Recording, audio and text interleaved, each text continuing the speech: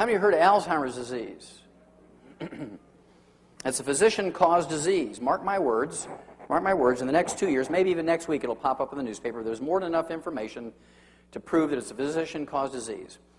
Alzheimer's disease is a disease that did not occur, even by another name, 40 years ago. It only became recognized as a disease in 1979, 25 years ago. Today, it's the number 4 killer of adults over the age of 65, behind, well, I have to throw in doctors now. Doctors, cardiovascular disease, cancer, diabetes, and Alzheimer's disease. Now, our brains are made up of 75% a fatty insulation material called myelin. How many of you heard of myelin? Good. Well, myelin is this fatty insulation material in the brain. How many of you are eating a brain sandwich, brain and egg sandwich? Oh, you haven't lived until you eat a brain sandwich. It is good. A little bit of onion and mustard. I mean, there's nothing better than a brain sandwich. It's real cheap now because everybody's afraid of, mad cow disease, so I buy more brains and I eat it. But at any rate, this myelin makes up 75% of our brain weight. It's so important to the animal and human brain. Myelin is 75% of our brain weight. And myelin is 100% cholesterol. You can only make 10% of your daily need. The other 90% must come from your food. And if you're very, very good at listening to your doctor's instructions, does that sound familiar? September 2000, Scientific American. If you listen to your doctor and you give up eggs and eat egg beaters, if you give up butter and eat margarine, if you rip the chicken skin off your chicken before you eat it, you eat tofu instead of red meat, the odds are you're going to get what? Alzheimer's disease. This came out 4 years ago, March of 2000. Alzheimer's tidal wave is feared. It's coming. They said within the next 25 years, 14 million Americans are going to die of Alzheimer's disease. Today, 25 years backwards, only 250,000 died of it. And 25 years backwards from that, nobody died from Alzheimer's disease. Now, why would you go from 0 to 250,000 to 14 million? Well, that's because the baby boomers are coming along, and they listened to the doctors. They believed in technology, and they believed in doctors, and they believed if they followed the doctor's advice, they could be healthier and live to be 100. And so now baby boomers are the ones that get a higher rate and higher percentage of Alzheimer's disease than our older relatives who could care less. Okay?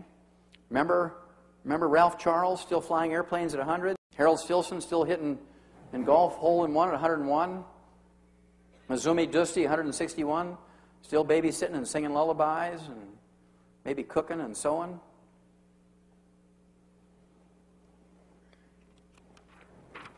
We eliminated Alzheimer's disease in animals 65 years ago.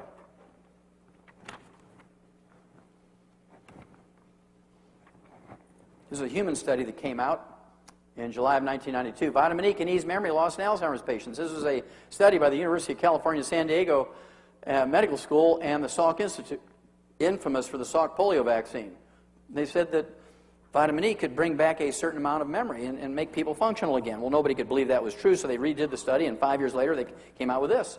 Vitamin E might slow Alzheimer's disease. High doses of common vitamin E can slow the devastating decline for some Alzheimer's patients, significantly delaying the need for nursing home care.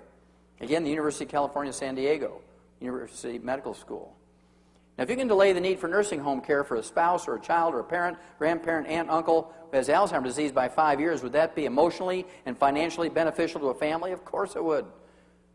Why don't doctors tell you this? Well, because they own the stock in the nursing home in your town that takes care of Alzheimer's patients. They don't want this to get out.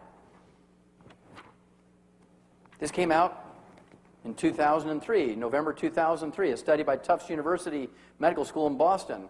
They found out you could reduce your risk of Alzheimer's disease by 48% by just taking either supplements or fish 3 times a day to get the omega-3 essential fatty acids. This has been repeated over and over and over. This just came out January 2004. People taking vitamin C and E were 78% less likely to have a diagnosis of Alzheimer's disease. Now, they didn't even think about the diet, getting rid of fried foods and margarines and sources of free radicals. They didn't even think about eating cholesterol. This was just some antioxidants. And so we know from animal studies and these sort of early studies in human beings that if you eat enough cholesterol, not fried, not cooked in margarine, but poached and soft-boiled and hard-boiled and soft scrambled in butter and meat medium rare and so forth, which we'll talk about in a minute, and take in antioxidants, the odds of you getting Alzheimer's disease is reduced almost 0.